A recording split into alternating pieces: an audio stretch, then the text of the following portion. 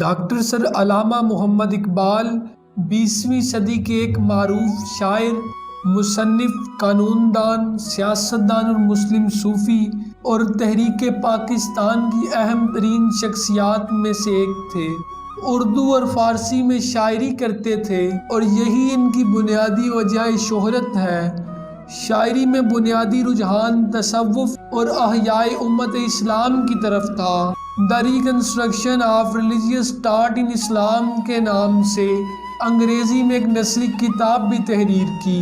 علامہ اقبال کو دور جدید کا صوفی سمجھا جاتا ہے۔ بحیثیت سیاستدان ان کا سب سے نمایاں کارنامہ نظریہ پاکستان 1930 میں الہ آباد میں مسلم لیگ کی تشکیل ہے، جو انہوں نے اجلاس کی صدارت کرتے ہوئے پیش کیا تھا۔ یہی نظریہ بعد میں پاکستان کے قیام کی بنیاد بنا۔ اسی وجہ سے علامہ اقبال کو پاکستان کا نظریاتی باپ سمجھا جاتا ہے، گو کہ انہوں نے اس نئے ملک کے قیام کو اپنی آنکھوں سے نہیں دیکھا، لیکن انہیں پاکستان کے قومی شاعر کی حیثیت حاصل ہے۔